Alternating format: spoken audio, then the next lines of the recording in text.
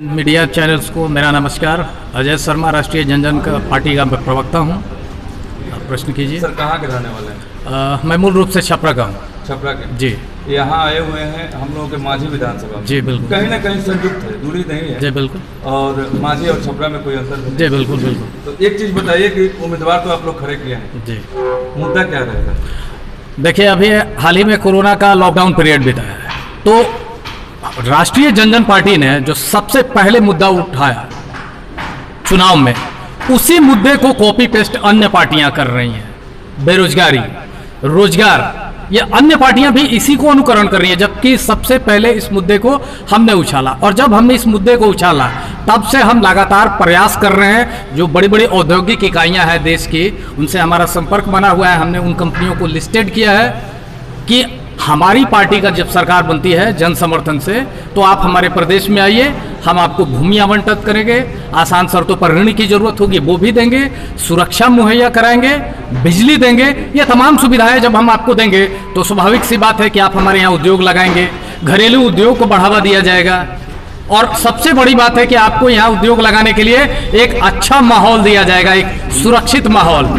यहाँ आपसे कोई लेन देन नहीं की जाएगी। और एक और इसमें मैं चीज़ ऐड करूँगा कि कोरोना काल में हमारे बिहार के काफ़ी सारे लाखों मजदूर जो गैर प्रदेशों में, जैसे गुजरात में, वहाँ काफ़ी सारी औद्योगिक इकाइयाँ हैं, हमारे यहाँ के ही मजदूर वहाँ के जाकर के उद्योग धंधों को विकसित करते हैं और उस राज्य की आर्थिक तरक्की में उनका बहुत बड़ा योगदान होता है। तो ये जो हमारे स्किल्ड लेबर है जो अन्य प्रदेशों में काम कर रहे हैं, ये जब बिहार आए हुए हैं तो हम उन कंपनियों को सस्ते दरों पर मजदूर उपलब्ध कराएंगे, श्रमिक देंगे और कुशल यानी हुनरमंद।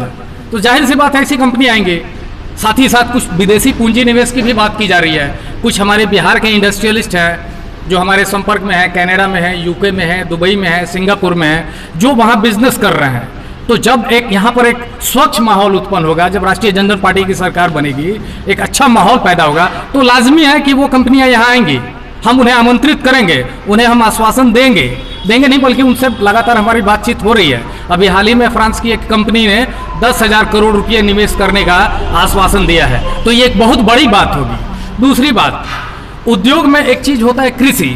बिहार एक कृषि प्रधान राज्य है, तो बिहार की दो समस्याएं हैं। बिहार का आप पूर्वोत्तर हिस्सा देखिए तो हर साल वो बाढ़ से प्रभावित होता है। दूसरा एक हिस्सा दक्षिण बिहार का, वो हमेशा सुखाड़ से प्रभावित होता है। तो कृषि की समस्या को सुलझाने के लिए सबसे पहले एक ऐसा रोड मैप बनाना होगा, एक ऐसी योजना बनानी होगी कि कृषि का विकास हो, कृषि के क्षेत्र में इजाफा हो, लोगों को सिंचाई की सुविधाएं उपलब्ध कराई जाए, आधुनिकीकरण किया जाए। तो इसके बारे में भी कुछ योजनाएं बनी हैं। कृषि के विशेषज्ञों के साथ बैठकर एक ऐसी योजना बनाई गई है। जल्द ही उसका खुलासा होगा सरकार बनने के बाद। किसानों से मैं आश्वस्त करता हूं आपके मीडिया चैनल के माध्यम से कि आप हम पर भरोसा करें। वैसे भी आप 30 साल भरोसा करके देख ही चुके हैं। दोनों ही पार्टियां 15 साल जंगल राज और 15 साल सुशासन, जो ये दावा करती है कि सुशासन की थी, लेकिन धरातल स्तर पर आप जब देखेंगे, जन समुदाय से बात करेंगे, तो आपको सुशासन दूर दूर तक नजर नहीं आएगा, दिखेगा सिर्फ कुशासन। फिर चाहे वो सरकारी महकमा हो या शिक्षा के क्षेत्र में स्कूल संस्थान हो। अभी अभी हमारे प्रभारी महोदय ने आपको फरमाया एक बात कि आप स्कूल में जाइए तो वहाँ शिक्षक राष्ट्रगान और राष्ट्रगीत में अंतर नहीं पाता। तो कहीं ना कहीं ये शिक्षक नियुक्ति की जो प्रक्रिया अपनाई गई है, ये इसकी मैं आलोचना करता हूँ।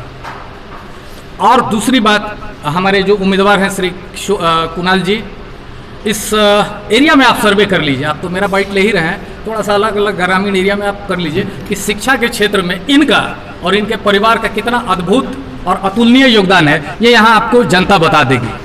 दूसरी बात, जो आप कह रहे थे कि रेस, यहाँ माझी विधानसभा में कई सारे उम्मीदवार हैं, कोई रेस में नहीं है।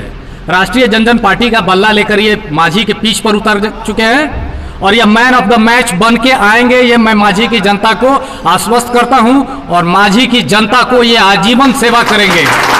जीत और हार यह जनता के हाथ में होती है। कुणाल जी हारेंगे नहीं। अगर ऐसा कुछ हुआ फिर भी इनका शिक्षा के क्षेत्र में योगदान आजीवन रहेगा। आप जिस परिसर में बैठे हैं, ये एक बहुत बड़ा शैक्षणिक संस्थान है और शैक्षणिक संस्थान की स्थापना किसी जाति विशेष या किसी वर्ग विशेष के लिए नहीं होती है।